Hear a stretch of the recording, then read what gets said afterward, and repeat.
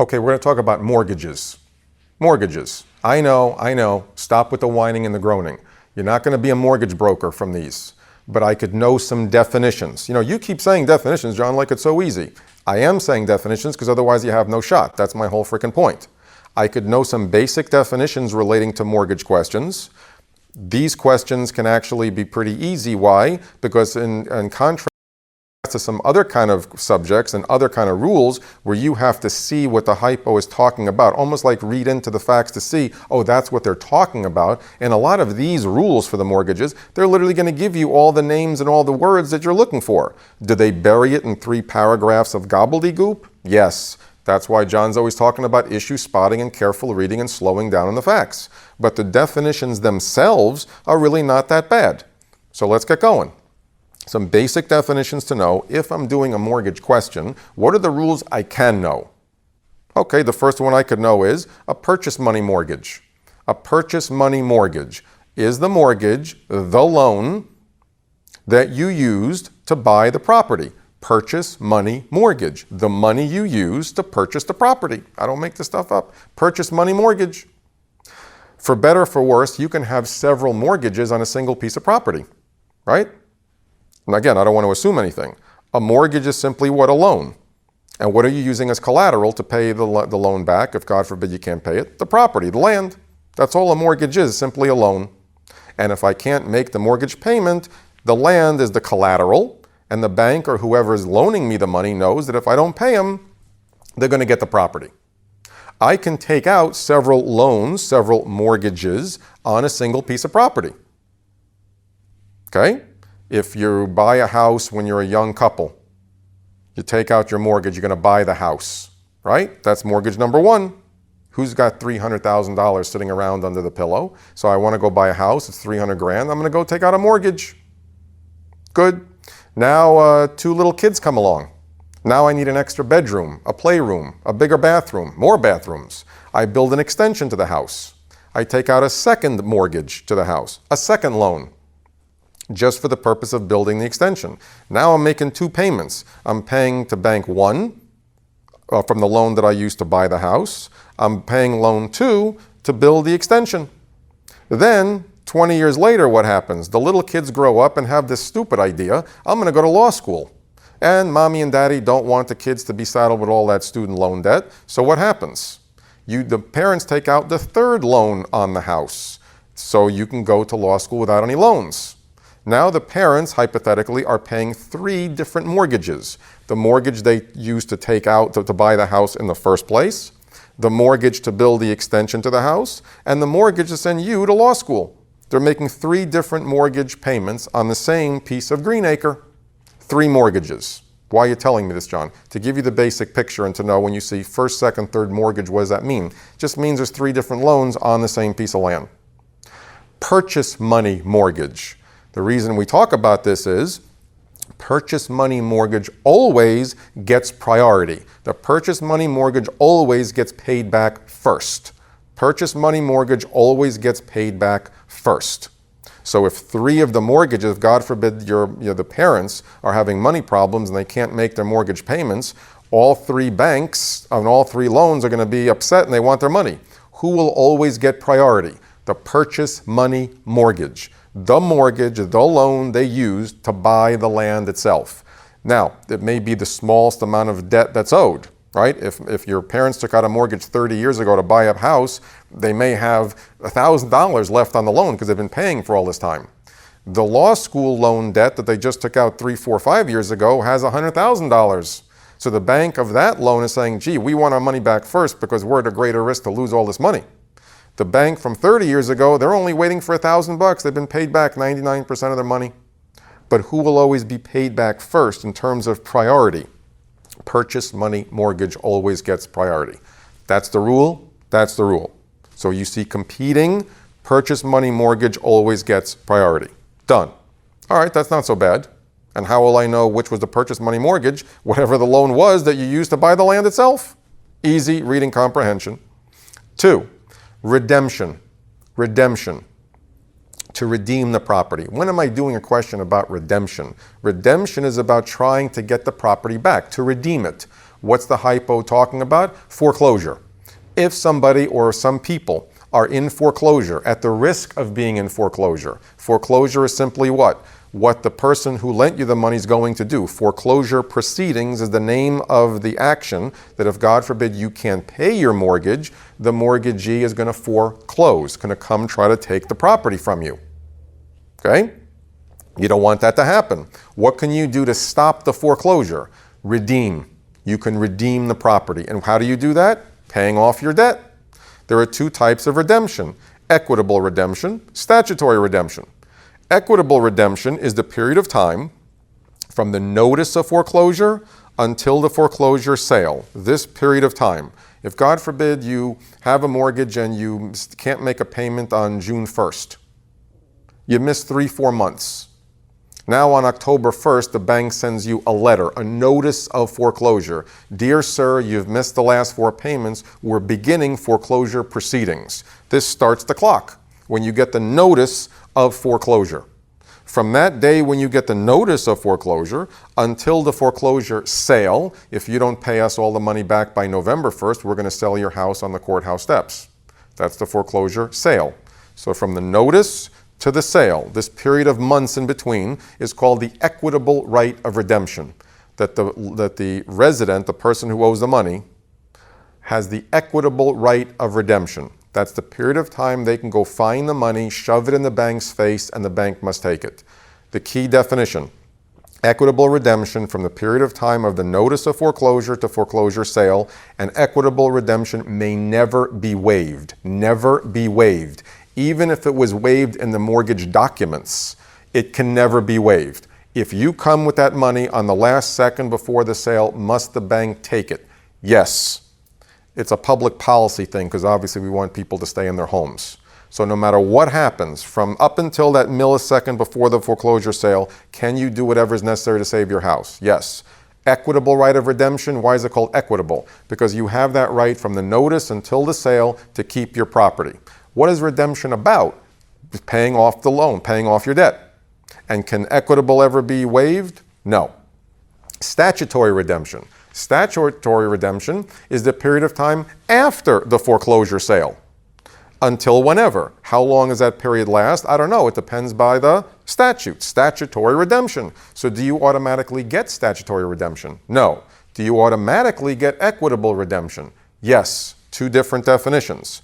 And what's the period of time for equitable? Notice until the foreclosure sale. Statutory redemption is after the sale. An additional possible time that you may have by statute to again get the money and get the property back. One, you never waive it. One, you don't automatically have it. Keep the two periods of time separate. The key is the issue of redemption. Sometimes they're not testing you on before or after. Sometimes they're just testing you on the fact that you have a piece of property, you've missed some payments. Now you're afraid you're going to be foreclosed on. Someone's threatening foreclosure. What can you do? If I see a foreclosure hypo and I'm thinking the guy's worried about losing his house, or a group of people may be worried, joint tenants, co-tenants, a group of people, one person, a married couple, doesn't matter. They're worried about being foreclosed. I'm doing a foreclosure issue. What can you do to save or keep your property? Redemption. And sometimes the answer may just be talking about redemption, because that's what the whole hypo is talking about. Sometimes they're testing you on equitable versus statutory. And it'll be obvious because the whole hypo will be talking about time. It's just a definition. And what does redemption mean? Foreclosure and to redeem, to keep my property, to get it back. And how do I do that? By paying off the amount of money. Next, lien theory versus title theory. There are two types of jurisdictions you can live in with a mortgage. Lien theory versus title theory. If you live in a lien theory state, when the bank or whomever gives you the money, they only have a lien on the property, but you, the buyer, the one who's going to live in the house or buy the property, have title. You have legal title. You can do whatever you want with the property, live in it, improve it, whatever you want to do, because the bank or the mortgagee, the person who gave you the money, only has a lien. That's why it's called lien theory. They can lien on you for their payment every month. Get it? Haha. They can lien on you. Huh? Okay, shut up, John. Lien theory means they have a lien on your title. When will the lien be removed from the title? When you pay off the mortgage. But do they have any legal rights in your home? No. You can do whatever you want with it. Can you sell your house? Yeah, you own it. Now, on the day you sell it, is the bank going to be expected to be paid off the remaining? Yes. But you have a legal title because the bank only has a lien, because you're in a lien theory state. Title theory. Title theory literally means that the bank owns the property. They have title to the property. You only have an equitable interest to live there. The bank literally holds the deed. When do you get title? When do you get the legal title to the property? When you pay off the mortgage. So what can you not do in a title theory jurisdiction if you have a mortgage? Sell your house because you don't own it. You don't have legal title to it. It's just a definition. Lien theory, I own it. The bank only has a lien, but I can do whatever I want with my property. Title theory, bank has title. I only have an equitable right to be there as long as I make my mortgage payments. Once I complete it, then I physically get the deed. Keep the two separate, no big deal. Just know that in a title theory, I can't sell the house without the bank's consent. Crazy hypo. Let's think about this for a second. And if you were paying attention in a previous chapter, you got the rules, but we'll review. How else could this be tested, John? This seems too simple, title theory, lien theory. Listen to me for a second. Don't write this down, then we'll give you time to review it. If you and I have a joint tenancy, okay? Then we decide to go take out a mortgage. We have a piece of property you and I own that's been just sitting there. You know what? Let's build a house. Let's improve the house. Let's go take out a mortgage from the bank. We'll use their money. If we go mortgage a piece of property as joint tenants and we live in a lien theory jurisdiction, does that lien theory jurisdiction, when we take out that mortgage, does that affect our joint tenancy? No, because who always has title in a lien theory? The residents. The bank has nothing to do with our title. So that will not do anything to our joint tenancy. Contrast that with, what if we're joint tenants in a title theory jurisdiction? Joint tenancy, title theory, then we go mortgage the property. We take out a loan. Now what's going to happen? In a title theory jurisdiction, who gets title? The bank. So if the bank is taking title away from us, we're now basically conveying our interest to the bank. What happens to our joint tenancy? Exactly. Severs it into a tenancy in common. Exactly. Okay, let's think about those two hypos again now. Joint tenancy, lien theory, and a mortgage. We have it as joint tenants. We take out a mortgage, but we're only in a lien theory state. Lien theory, does that affect our title? So we're free and clear, we could do what we want. But if it's joint tenants of Greenacre, we take out a mortgage and we live in a title theory jurisdiction, that basically means the bank is now taking title away, which is a conveyance, which would do what to us? Sever our interest into a tenancy in common.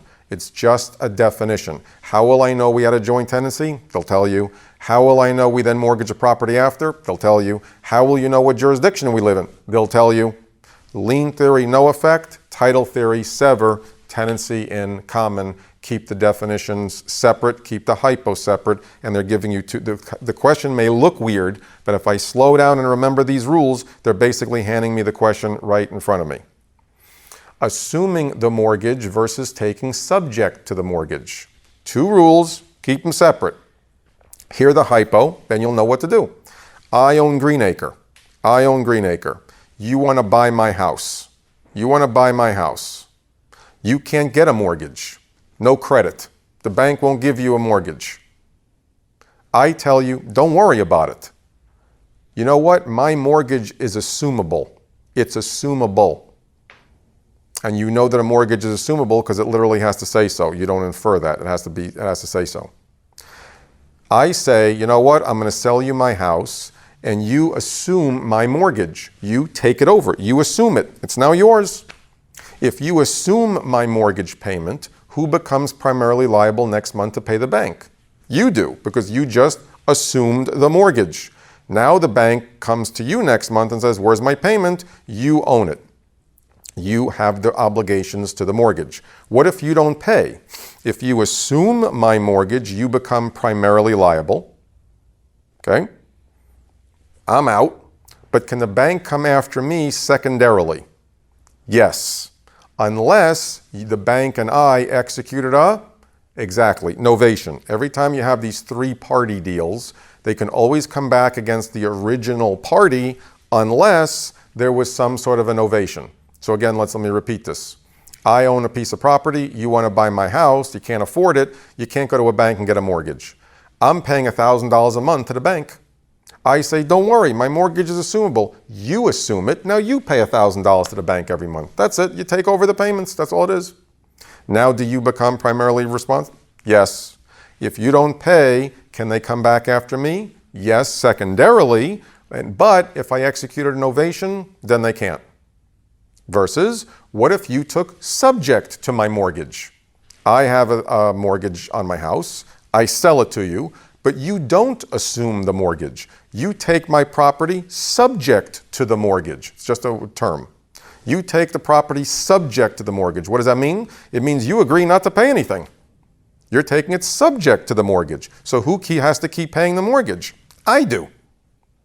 You're in the house. Here are the keys. You have title. But who's paying the bank every month? John. Why would that happen? Here are the hypo, just so you can see it and understand it maybe a little better.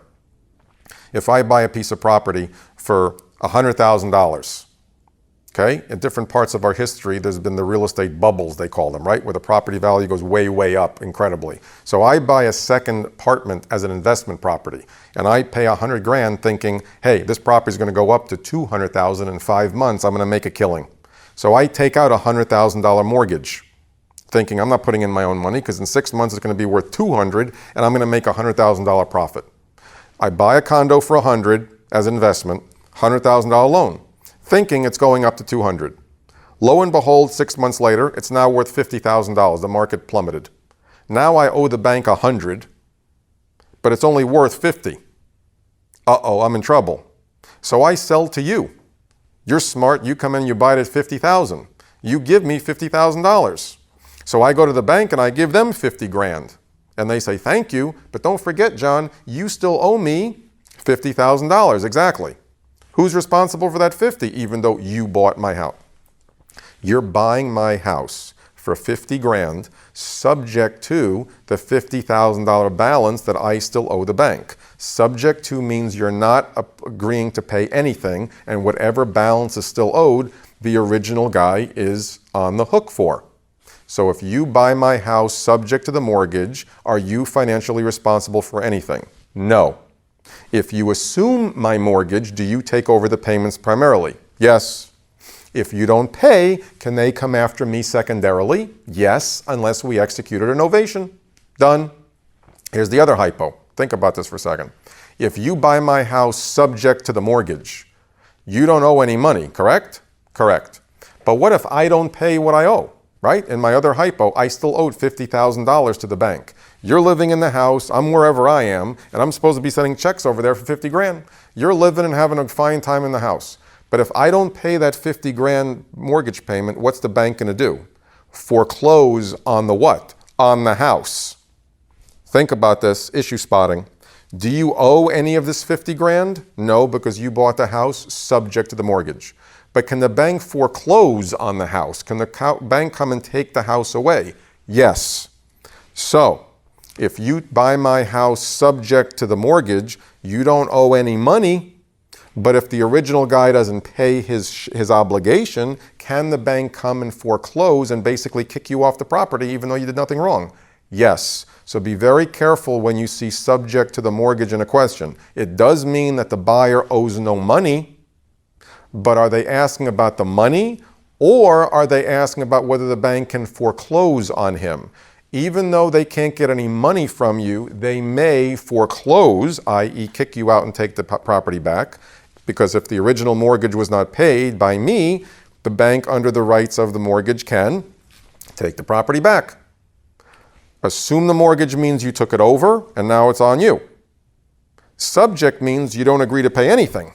And the original guy is still on the hook for the balance, but if the original guy doesn't pay, the bank may foreclose on the mortgage. Keep assume versus subject to separate, and you're home free. The deed in lieu of foreclosure. Normally, when, God forbid, there's a foreclosure, there's a bunch of proceedings. There's all kind of procedures, months and months and months of steps that have to be followed. And then the foreclosure sale, the house is put on sale at the courthouse steps, etc. A deed in lieu of foreclosure basically means I'm going to give the deed to the bank right now and give up all my ownership in the house in lieu of this whole foreclosure proceeding. So in many places, there's allowed to be a deed in lieu of foreclosure, which simply means that instead of going through all these foreclosure proceedings that I was talking about, you simply hand over the deed to the bank or whomever is owed the money, and you skip all the foreclosure proceedings. So I just tell you this to know if you see the phrase deed in lieu of foreclosure, many places will allow this to happen, and it simply just means I'm agreeing to give you the deed. Let's not waste our time, energy, and money. You take the house, I'll sign it over to you, and I'm out, and now you take the house back or the property back for yourself. The effect on the foreclosure sale. If there is a foreclosure sale, and there were multiple mortgages on the property, multiple loans on the property, what happens?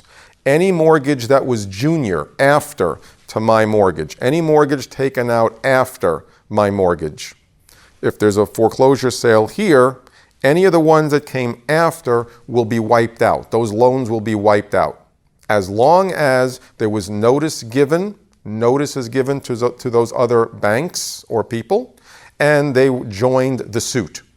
So if there's a foreclosure on my property, but there were 2 or 3 other mortgages that I had taken out, other loans after, those loans have to be given notice that there's a foreclosure sale. They have to join the suit, and then all the loans will be wiped out. Any loans that were taken out before this particular foreclosure stay, and it's subject to the mortgage. The buyer would be taking subject to those existing mortgages. Those don't go away. So again, multiple loans on a piece of property. I have 4 loans on a piece of property. I don't pay loan number 3. I don't pay loan number 3.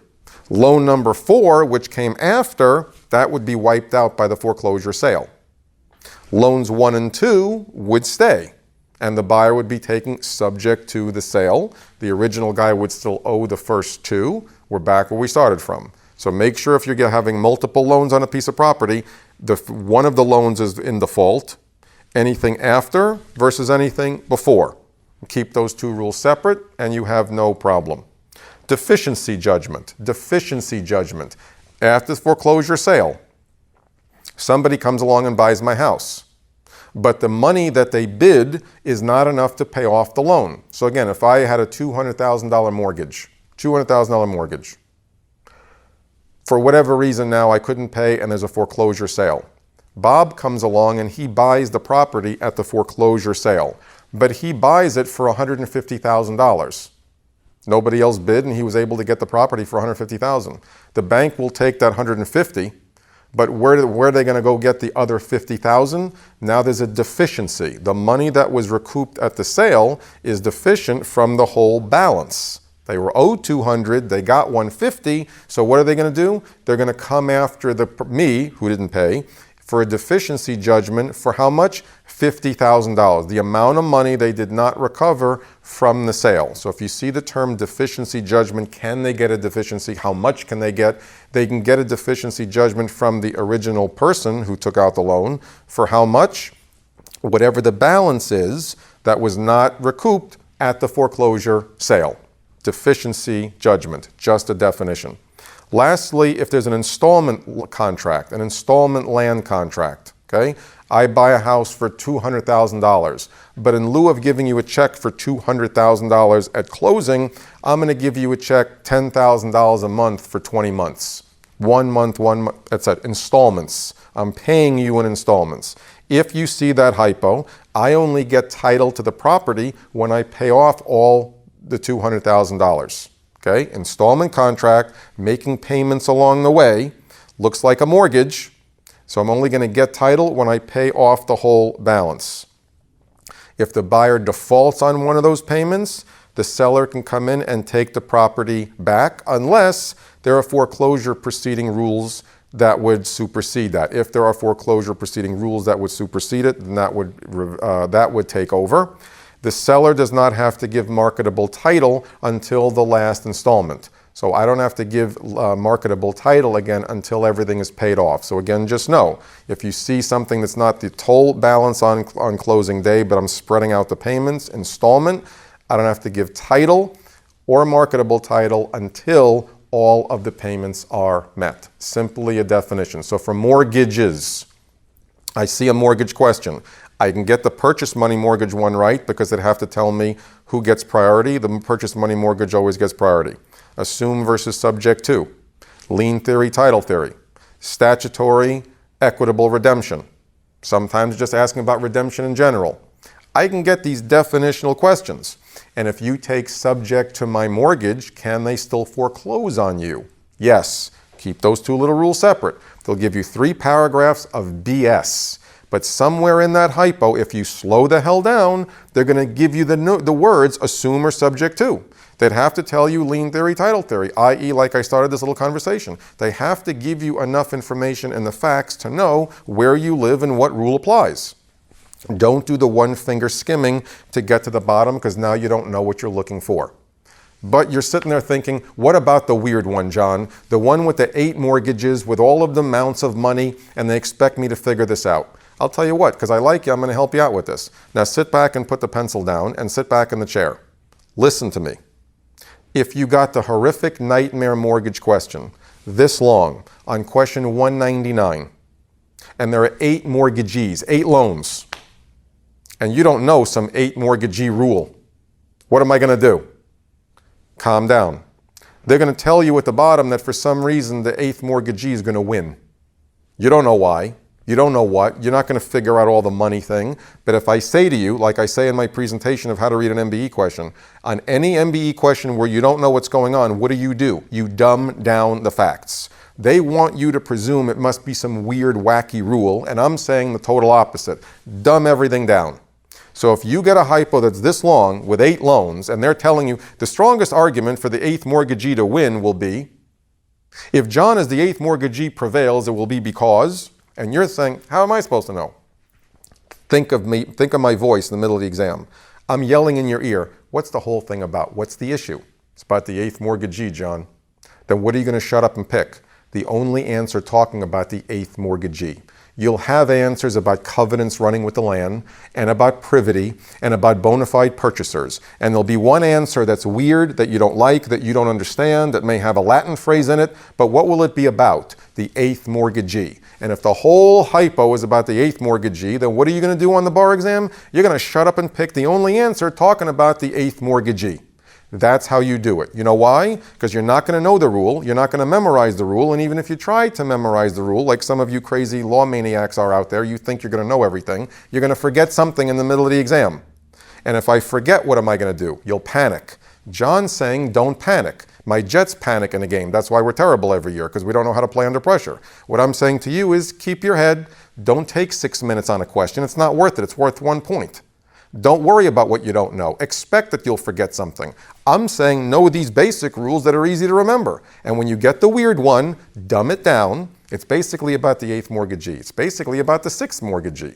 I don't know the rule, but what can I do? He's right. I know all of these answers. I know what all these answers are talking about, and none of these answers are talking about the 8th mortgagee. Because remember my mantra, you're just playing a game of connect the dots. Whatever the issue is in the facts, you always pick the most specific answer.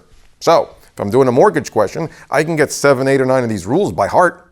I can see how these play out. I can get 6 out of 10 of these. And if I get the weird one, I dumb everything down.